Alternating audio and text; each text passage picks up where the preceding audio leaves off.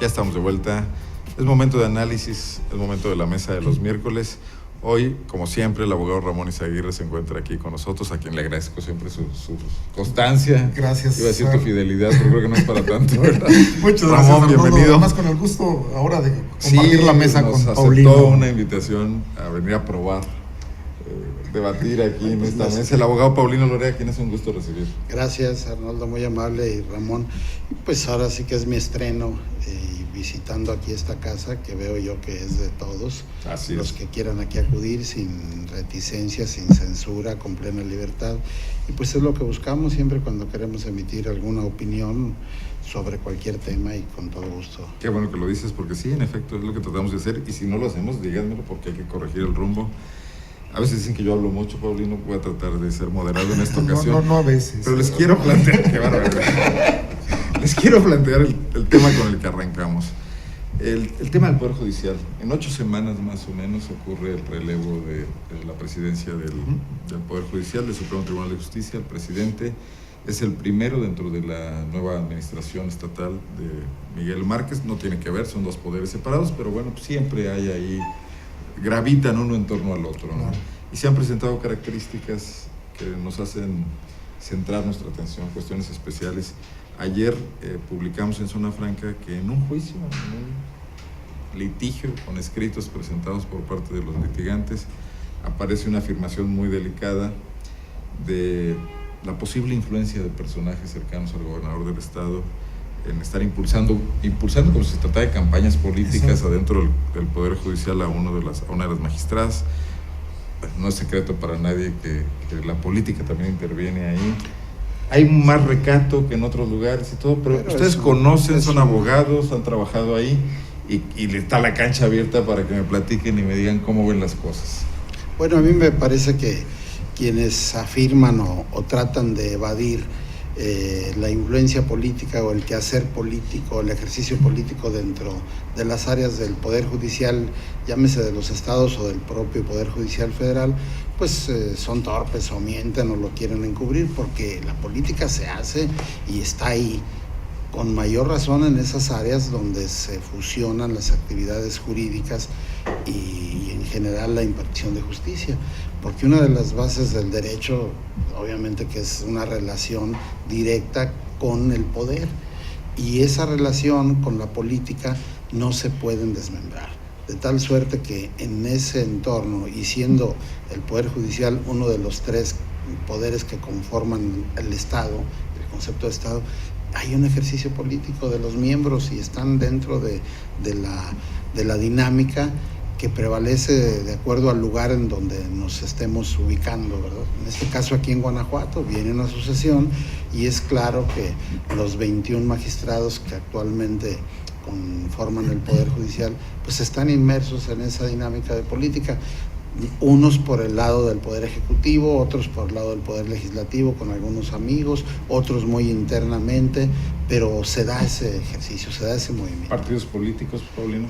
Partidos políticos a través de sobre todo de la influencia directa con el Ejecutivo, y normalmente el partido político cuyo ejecutivo está en el poder, lo que ha sucedido aquí más de 20 años, es quien lleva, podríamos decir, mano, o lleva más influencia hacia la decisión de quién puede ser el titular del Poder Judicial. No tanto, digámoslo descarnadamente, por tener influencia o injerencia directa ahí, pero bueno, más vale tener un amigo o alguien acomodado ahí para cuando se ofrezca, no porque por sistema esté influyendo sobre ellos. Digamos que no hay un abierto dedazo, pero hay algún tipo de manera de incidir. Ramón, Sí, tú incluso fuiste consejero del Poder Judicial de Guanajuato. Sí, me tocó estar en el Poder Judicial, y bueno, efectivamente, coincido con Paulino, hay una relación muy estrecha, sobre todo, más que con el legislativo, con el gobernador, en estos momentos en los que se vive el Poder Judicial, en los momentos previos a la elección del presidente del mismo. No se puede sustraer. Aquí el problema, lo que ha llamado más la atención, en fondo, es que no es el activismo del gobernador, es el activismo de gente cercanas a él. O sea, no es que el gobernador esté buscando a tales o cuales magistrados para hablar con ellos, para analizar, para platicar, etcétera, sino, bueno, son magistrados, al menos como lo consignó Correo, Yerba Mala de Correo, es una magistrada la que busca acercarse con el gobernador como pues, tratando de que el gobernador incida en los demás, ¿no? A mí Claudia Barrera, sí. A mí me parece, y hoy lo consigno en un artículo, me parece muy grave, porque si bien es cierto que siempre ha habido esta relación muy estrecha, y yo creo que el gobernador requiere un presidente del tribunal que sea un buen interlocutor, insisto, también lo cierto es que ahora es desde el Poder Judicial donde se le está pidiendo que intervenga, ¿no? Aparentemente, y eso, bueno, pues eso es muy grave, es dispararse en un pie del propio Poder Judicial, ¿no? Es renunciar a la autonomía, al menos algunos de los magistrados, ¿no? ¿No estamos viendo una cada vez mayor pérdida de valores institucionales? O sea, se muestran descarnadamente cosas que antes a lo mejor igual se hacían, pero se cuidaban ciertas formas. Sí, que se siguen haciendo en otros ámbitos y en otros estados a nivel federal inclusive, pero que sí se guarda mucha discreción y sobre todo mucha cordura y recato por parte de los magistrados. Ellos son los que tienen esa responsabilidad y deben de guardar esa, pues digámoslo, compostura pública en relación con los asuntos que ellos están resolviendo o que van a resolver.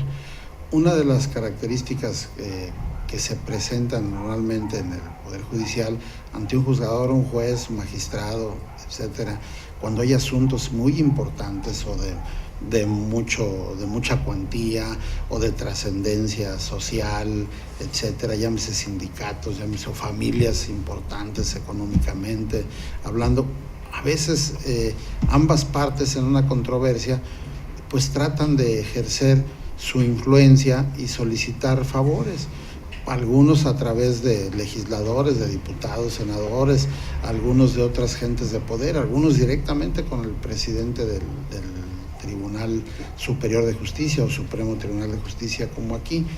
Y en esos casos sí el juzgador se ve ante la disyuntiva de ser perfectamente imparcial, incólume en cuanto a su actuación, y en todo caso, si hubiera un motivo de excusa o de rechazo a su participación en esa decisión, bueno, pues no hay ningún problema, lo hace, pero cuando no hay ningún motivo de excusa ni de participación en esa situación conflictiva, yo he tenido la experiencia en los 20 y tantos años que he tenido en el ámbito de la Procuración de Justicia y de la Administración de Justicia. Creo que ahí lo que más le favorece al juzgador es resolver con prontitud, antes de que esas influencias lleguen a ser de tal manera... Los alegatos de oreja famosos. Pero eso es normal, vamos, eso se hace y no está no es sancionado. Pero hay de alegatos de oreja a alegatos de oreja, sí, hay pesos específicos, ¿no? Exactamente, a ver, los alegatos de oreja normalmente los hacemos los propios abogados, los propios litigantes, tratando de reforzar algún argumento, no me dejará mentir Paulino, del propio litigio. El problema es cuando ese alegato se convierte en alguna presión o en alguna influencia ya extrajudicial. Yo agregaría a lo que dice Paulino, que es cierto, hay que, desde el Poder Judicial, bueno, hay un compromiso de imparcialidad muy grande y tienen que demostrarlo en las resoluciones, pero tendría que ser como en los toros, no solo tienen que serlo, sino tienen que parecerlo, ¿no? O como la mujer del César. Ándale, bueno, me ganó la vena taurina.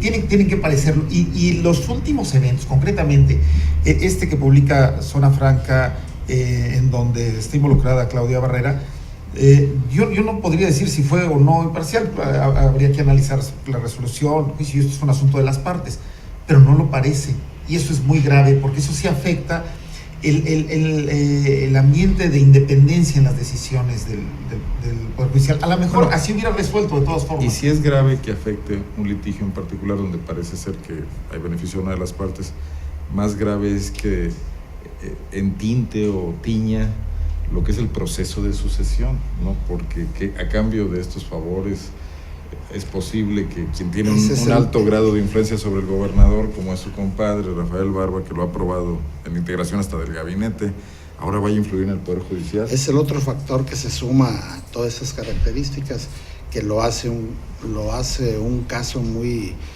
singular y especial. Se junta que una de las partes es amiguísimo del gobernador y es público en el Estado. Es un compadre, o sea, Es un vínculo. compadre, un vínculo ya afectivo y pues aquí de costumbre, de trato social. Que incluso perdón, Paulino, para Sí. efectos de ley, el compadrazgo es motivo de Pero el discusión. pero el compadrazgo es con el gobernador. Sí, no con el juez, pero con la para magistrada. referirme al tipo de vínculo, o sea, es un vínculo Entre ellos que dos. la propia ley reconoce como muy cercano, no Sí. cualquiera, pues. Claro, pero ahí en este caso pues el vínculo es con el gobernador, no con la magistrada. Exacto. Sí, que no va Yo a me, decidir. yo me atreví a darle un voto de confianza a la magistrada por su trayectoria, por todo lo que le hemos conocido desde que era juez aquí, y sabemos de su honestidad y de su rectitud. Sin embargo, ante esta presión, yo creo que la resolución que ella hubiera dictado y todo, bueno, pues si hay duda, que quede sujeta a examen. Y el que parezca o no parezca, creo que lo único que redunda, según leí yo en este artículo y en la información del periódico Correo, es que aparentemente hubo una reunión previa de la magistrada con el señor Barba en algún lugar público, algo bueno. Pues eso es lo que podría en un momento dado afectar o contribuir a esa situación. Pero Lo que no, se dice, corre por todos los pasillos del Poder Judicial, es que Rafael Barba le consiguió una cita a Claudia Barrera con el gobernador Miguel Márquez para que ella le manifestara su deseo de contender por la diligencia del tribunal. Deferencia que yo, lo digo ayer en la nota, no ha tenido ningún otro de los aspirantes hasta este momento. Pero aquí voy a otra cosa. Es que hay otros aspirantes, como por ejemplo Chowell, que lo ve a la hora que quiera el gobernador. Sebastián Barrera también lo puede ver a la hora que quizás hasta en desventaja estaría. A ver, pero déjenme decirles Barrera. una cosa. El tema es por qué hay que ver al gobernador si es un poder Sí, autónomo. Ese es el A ver, tercer factor. el tema que yo les quiero decir, el Congreso de Guanajuato, de alguna manera ya con este equilibrio donde la mitad son de un partido y la mitad de otro, ahí va, trompicones y todo. Se nota que hay una dinámica interna, pero ya no influye tanto el gobernador como antes, con un dedo así. El Ejecutivo, pues bueno, ha evolucionado porque ya gobierna el PAN y no el PRI. Es responsabilidad de él, ¿no? Está en juego en las elecciones, hay veces que casi pierde y todo. Está más sujeto a una observación y hay crítica y hay muchas. Juan Manuel Oliva fue sujeto de constantes críticas que hasta la fecha son vigentes. Pero en el judicial lo vemos encerrado, primero en este mutismo, donde muchas cosas no se saben qué pasa, y luego inmerso en esta aparente inmadurez, donde no logran ellos definirse como poder así mismos, Sí, con una gran autonomía política. Necesita que alguien los mande, o los oriente, o los dirija.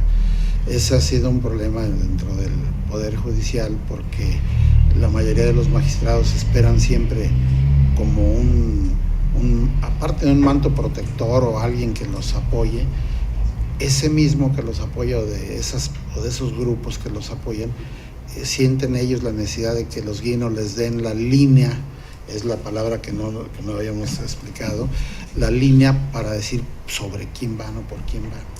Entonces hemos vivido eso, yo lo viví y lo vivió Ramón también. Bueno, yo te diría que lo vivieron hace 10, 15, 20 años, pero Sí. ¿por qué todavía? ¿Por qué no caminar a otras cosas? Porque se requieren gente que tenga carácter y que tenga no sumisión y un espíritu independiente de libertad y seguridad en sí mismos y que no tengan miedo a salir y si pierden el cargo a salir a la calle y ejercer su profesión. Hay algo Es de lo parte que- de de lo- inseguridad Yo agregaría, y perdón, que dependencia. a lo mejor valdría la pena ya replantear la forma de elección.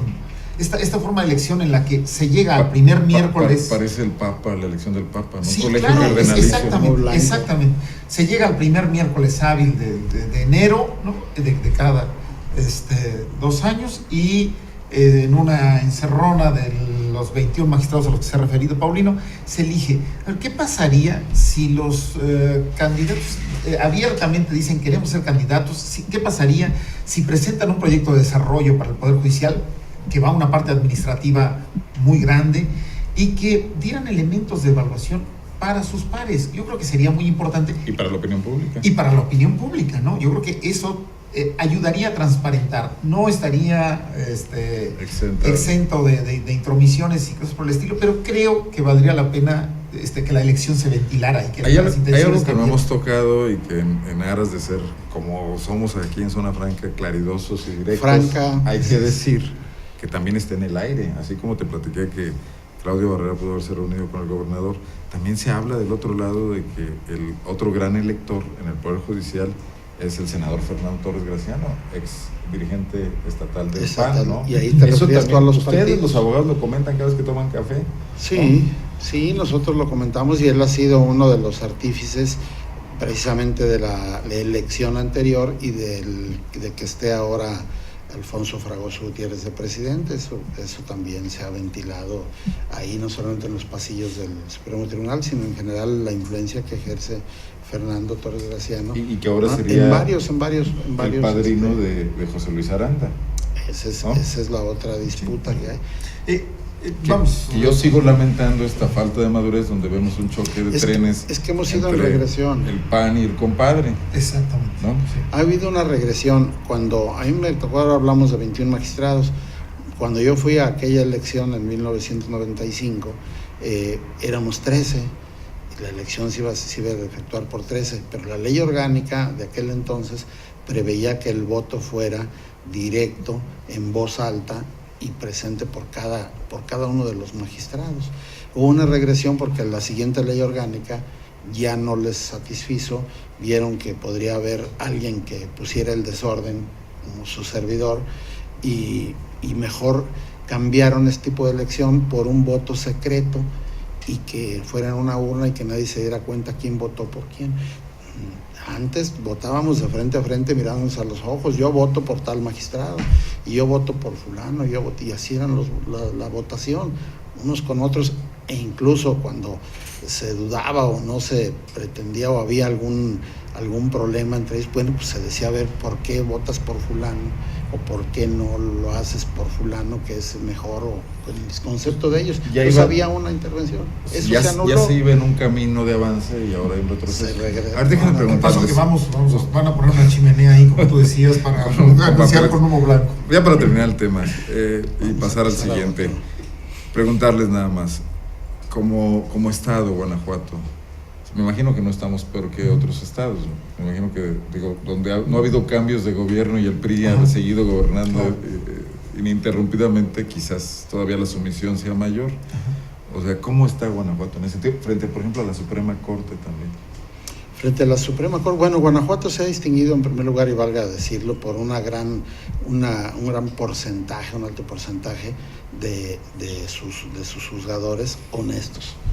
Eso se ha erradicado y ha sido ejemplo inclusive para muchos estados, e inclusive en la ONU tienen detectado ese tipo a todos los estados los tienen calificados, y Guanajuato en ese aspecto creo que va muy a la vanguardia.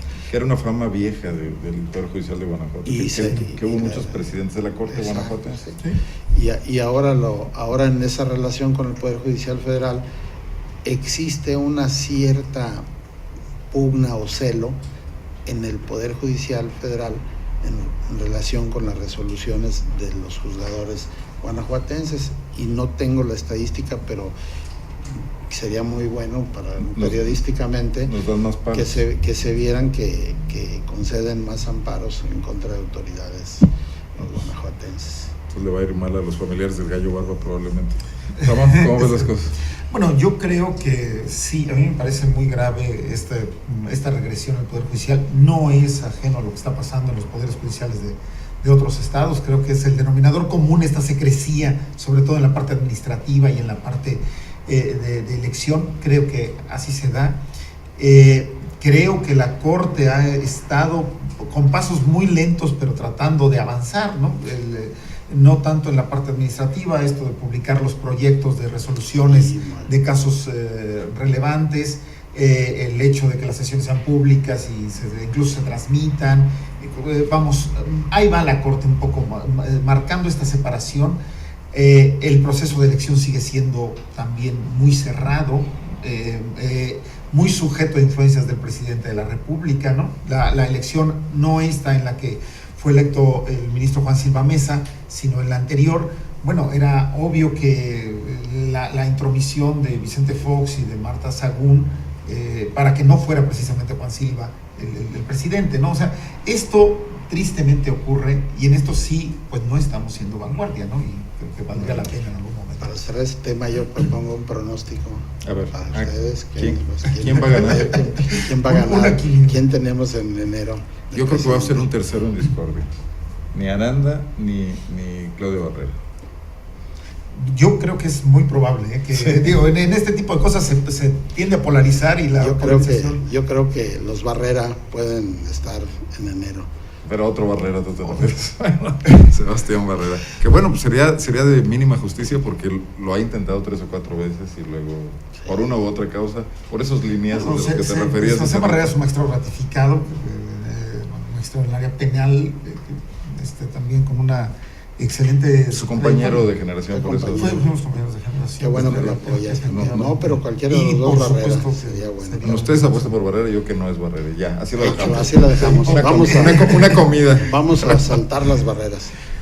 Señores, el préstamo en León se convierte no solo en un tema financiero, se convierte también en un tema político. Bárbara Botello en su segundo año, igual que Ricardo Sheffield, plantea que para hacer una obra trascendente, importante, de servicio a la ciudad, desde luego, para poder hacer lo que se requiere para que esta ciudad mantenga su nivel de competitividad, requiere una fuerte inyección de recursos. Obviamente, tiene que aprobarlo el Congreso, no es mayoría su partido, está ahí el PAN presente y interviene la cuestión política ineludiblemente.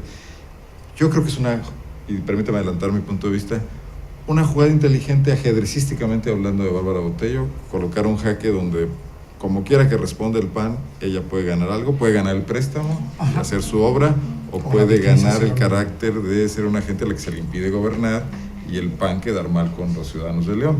Pero bueno, hasta ahí va la jugada, ¿no? Sí, no ser equitativo en ese momento de ser recíproco en relación con el crédito que se otorgó a uno de sus correligionarios y presidente, y ahora como no es del partido, quedaría mal el negárselo, decir, bueno, nada más si fuera uno de los nuestros, sí le otorgaríamos dicho crédito, pero como no es. Entonces yo lo que estimo ahí es que sí se va a otorgar ese crédito. No sé de cuánto vaya a ser, si sea por el monto total, pero creo que se va a aprobar porque me parece que no existe un fundamento, un razonamiento tan poderoso, tan firme, como para negarlo, para evitarlo.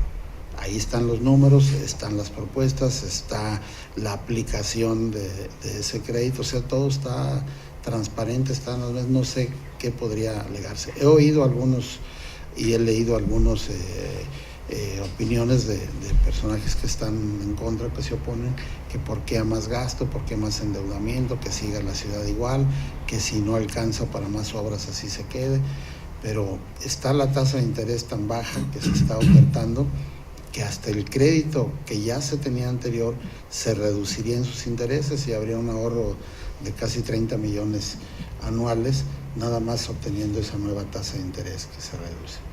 Recordemos, y se pone mucho como ejemplo, aquel gobierno de Juan José Torres Landa, que se endeudó muchísimo para transformar al estado de Guanajuato, que fue un Guanajuato antes de él y otro después, y años transcurrieron cubriendo ese crédito. Manuel Herrera Moreno no hizo más que pagar. Y finalmente lo pagó con el dinero que traía en la bolsa, y con esto pagó el préstamo de tan bajo y tan reducido que había sido, ya se lo había comido la inflación, ya los intereses principales se habían agotado. Entonces, una época de gran estabilidad económica aquella, pero bueno, sí tienes razón.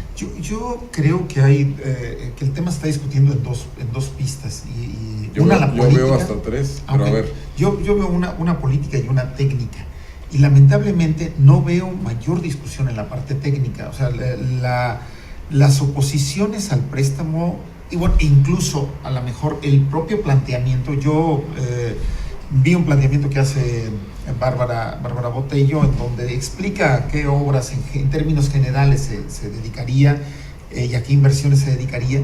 Yo sí creo que falta un poco más de detalle en la discusión técnica del préstamo, en entrar al detalle.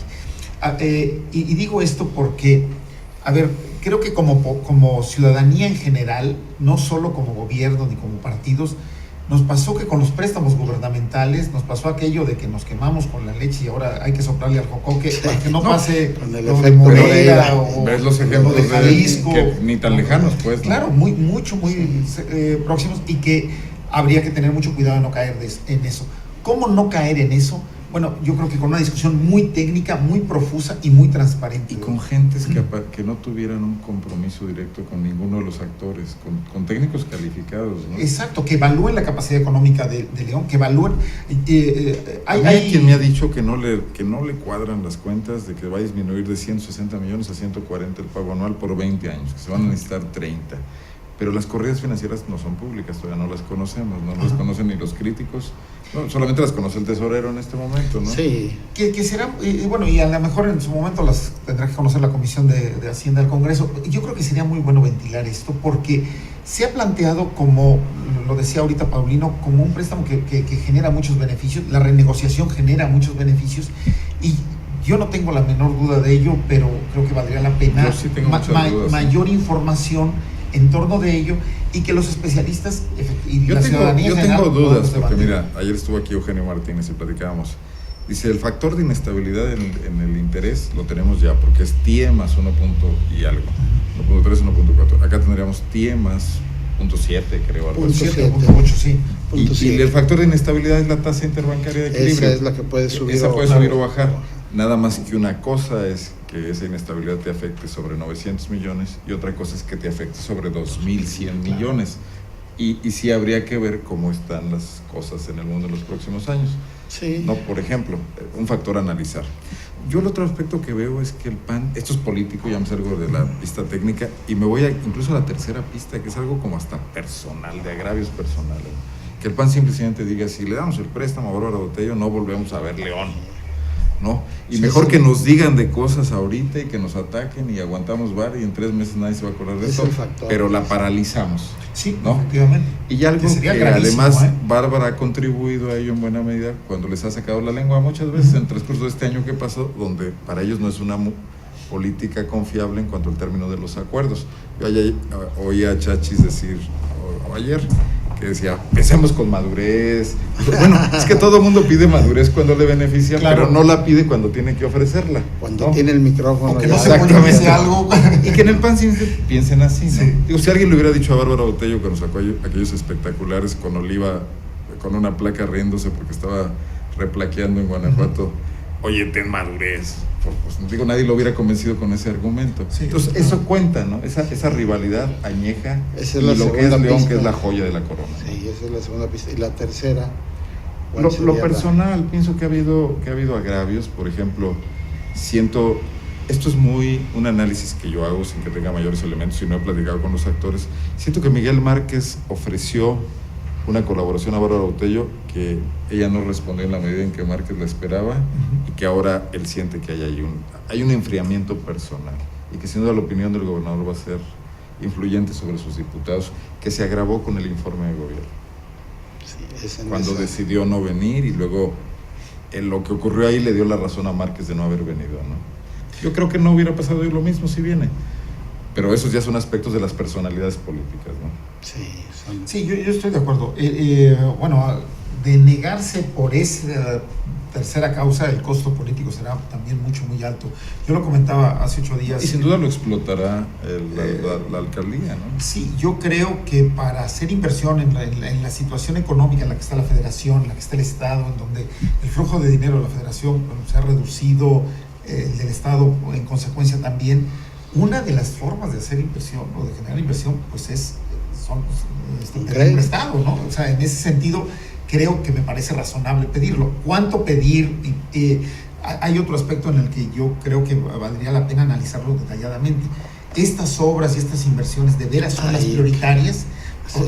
Habrá que el Iplanet, de que son necesarias, todo es necesario. Todo es necesario. Pero no, si son estratégicas. El punto aquí de Arnoldo que me gustó también, hay un punto que que podría tener un cierto escosor político de sensibilidad para el Partido Acción Nacional y su dirigencia en la aplicación que decías tú al detalle de ese posible crédito, y hay algunas obras que se están mencionando ahí que me parece que al análisis probablemente del partido político ahora en oposición aquí en León le parezcan muy populares o muy electoreras, es decir, la pavimentación de no sé cuántas calles, eso trae votos.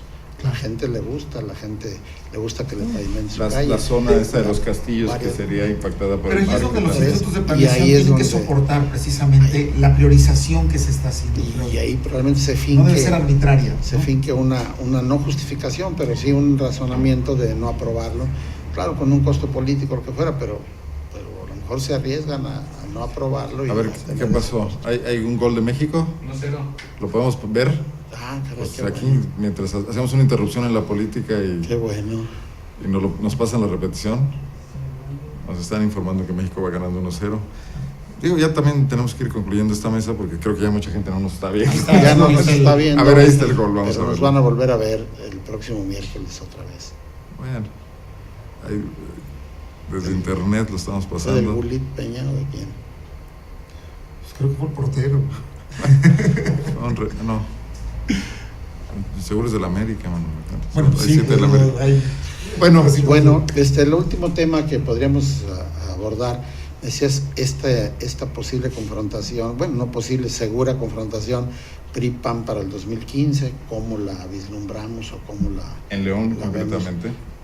Pues, yo la... Que forman parte de lo que estamos hablando, Sí, ¿no? yo sí la extendería hacia todo el Estado, porque vimos que el resultado, último, claro, con otras influencias, una elección presidencial, pues también influyen mucho. Ahora no se tendría en 2015. ¿Qué pasará? ¿Seguirá avanzando más el PRI? ¿Perderá esas posiciones que había ganado el PRI? ¿El PAN se fortalecerá? Esas serían las incógnitas a despejar y ver con qué armas están bordando actualmente ambos partidos su próxima contienda. Decía Napoleón que largamente también se ha preparado la guerra para vencer más pronto. ¿Se estarán preparando desde ahora ambos partidos para ello? Yo así a bote pronto respondería la interrogante de Paulino. Yo no los veo preparándose para ellos. Yo los veo con un inicio muy incierto y me refiero igual León, igual Irapuato, sí, Celaya, con indecisiones, dando tumbos, no haciendo el mejor papel. No sé si apostándole a este segundo año que suele ser en las administraciones municipales, el de consolidación de muchas cosas. Sin embargo, bueno, sin recursos también será muy difícil. Yo no veo a los partidos políticos preparándose para hay un gran impas. Hay un gran impas que se sigue prolongando más y que, eso hará que esto se detone tal vez hacia finales del año que entra o en el segundo semestre del año que entra, en donde ya abiertamente veremos esto. Pero yo lo veo ahorita muy incierto. Los partidos como partidos están deshechos. O sea, el PRI sin dirigencia, no, tú conoces bien eso, Sí, Paulino. el PRI sin dirigencia. Cada mes aparece un nuevo prospecto. Y una nueva fecha, además. Y se van más lejos. Como partido en sí, desorganizado. Sí. Pero yo creo que la gran representante del PRI en este momento es Bárbara Botello, ¿no? Y yo por eso veo que este plan, que es un plan de gobierno, no deja de tener un rebote político electoral, que es hacer una obra pública que no podría ser de otra manera, ¿no? De parte del PAN, también veo a Gerardo Trujillo preocupado más por su reelección que por prepararse para las elecciones. Ayer acaba de decirlo que sí va para la reelección, pero y no la tiene ganada. Pero no hubo un eco, nadie lo secundó. No la tiene ganada, tiene que trabajar por ella. Yo creo que el gran capitán del PAN pues, es el gobernador Márquez. Que primero tiene que preocuparse por sacar a su dirigente en el partido si es que va a ratificar otra vez la línea, aunque es informalmente hablando, a Trujillo, va a contribuir a la reelección de Trujillo o va a aceptar presiones de otros lados, a negociar y a poner otro dirigente. Y luego va a ser también un factor importante en las decisiones sobre candidatos. Acordémonos de una cosa, Miguel Márquez como candidato influyó para que en Celaya bajaran al grupo enquistado ahí de yunquistas que habían gobernado la ciudad durante tres administraciones para meter a Ismael Pérez Ordaz, que es un no panista. Yo creo que Márquez va a atender mucho a eso. Pero yo creo que en el curso va a haber varios momentos, y un momento, o el momento más que próximo... no es automático, no es como en el PRI, tiene que batallar adentro del partido. El momento más próximo será la elección de las dirigencias y las operaciones que tendrán que hacer las dirigencias, sobre todo PRI-PAN, en torno a reaglutinar esta llamada operación cicatriz. No sabemos cómo va a quedar el PRI, cómo va a quedar el PAN, pero algo tendrán que hacer para reaglutinarse. Suponte que Bárbara Botello logra el préstamo. Ajá. Y hace una gran obra pública. Pero si mañana resulta que el candidato no es Martín Ortiz, sino que es Córdoba, eso lo puedes componer todo el panorama. O Videgaray, como le pasó a Sheffield. Sheffield hizo obra, consiguió dinero, todo quería a Mayra de candidata, llega a salir y todo se descompone. Sí. Yo creo que va a ser... Aquí va a haber una pregunta. ¿A quién le conviene este impasse o esta pausa tan amplia?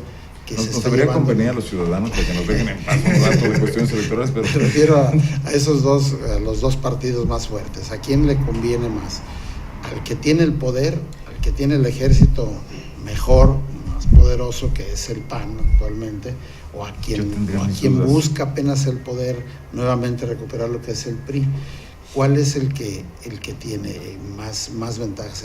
¿El ejército más numeroso y más poderoso, o el que va apenas? Yo creo que ninguno gana. No veo a ninguno ganando eso. O sea, también veo a Márquez enfrentando muchos problemas de gobierno. También lo veo muy desdibujado en muchos cambios aspectos. En su gobierno, y ya será otra sesión. Sí. Quieres tocar demasiados temas. Hay fútbol y tenemos una reservación hecha, Marín nos acompaña.